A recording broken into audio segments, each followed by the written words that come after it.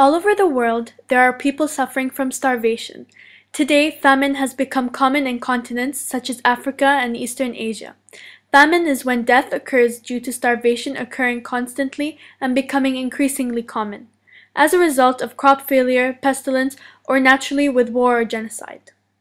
This is a major problem that we face in the world today. It must be stopped or reduced to help save our humanity.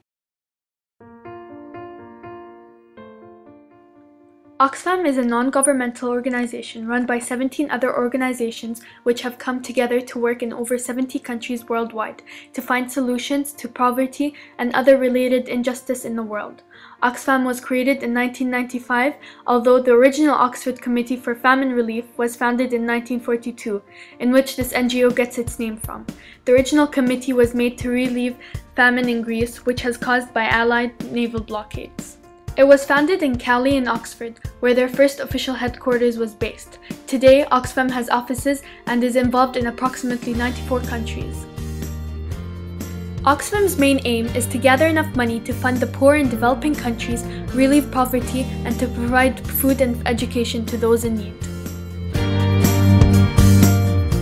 Oxfam's funds come from donations at events, through fundraisers and campaigning.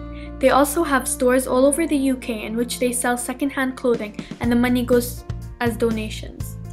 Oxfam offers four main focuses for their resources. Economic justice, where the main focus is on making agriculture work for farmers with fairer trading rules for poorer countries. Essential services, which focuses on maintaining a good quality of health, education, water, and sanitation in the poor countries.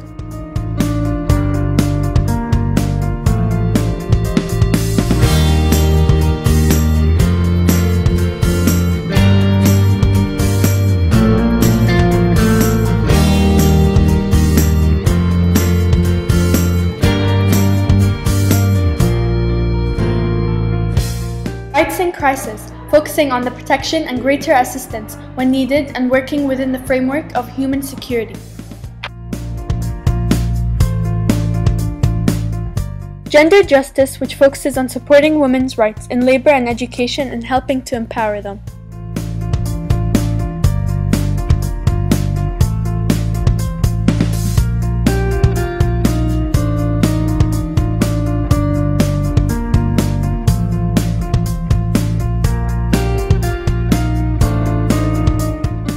Africa, half the population live below the poverty line. Poor people have little access to economic opportunities or basic services, and inequality has increased across race and gender. In addition, the devastating HIV and AIDS pandemic overshadows the country and threatens the lives of up to 5.7 million people. In response to this crisis, Oxfam's work in South Africa focuses on reducing the devastating impact of HIV and AIDS. They are doing this by providing food to keep children and adults healthy, treating those already living with AIDS and HIV, and promote awareness, especially in KwaZulu-Natal, where the people are affected by long-term drought and lack of employment opportunities. Oxfam has provided water harvesting systems, skills development, and training for planting food gardens, and introduced women labor by growing 10 community food gardens in total, and by testing for any success, they were indeed successful in providing a lot of food. However, Oxfam did face some weaknesses and failures with this project. Some committees were not functioning well due to the weakness in organization. This cut back on the food being grown. They faced some financial issues as they had to reinvest in new inputs to sustain production levels.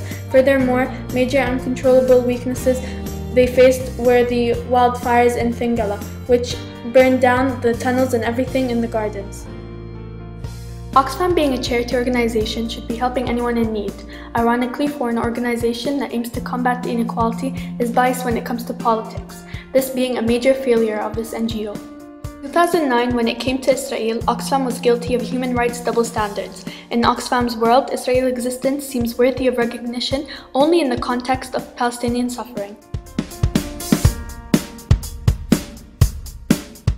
Oxfam is biased towards Palestine, and their hostility towards Israel reached fever pitch during the Gaza conflict in 2009, when Jeremy Hobbs, director of Oxfam, said things such as the people of Gaza are living in the world's largest prison, but have fewer rights than convicts. casting aside the apolitical traditions of humanitarian aid and pushed for political action. Being biased towards Palestine, however, they are providing help to relieve poverty and injustice in Gaza by reducing the amount of people suffering from starvation.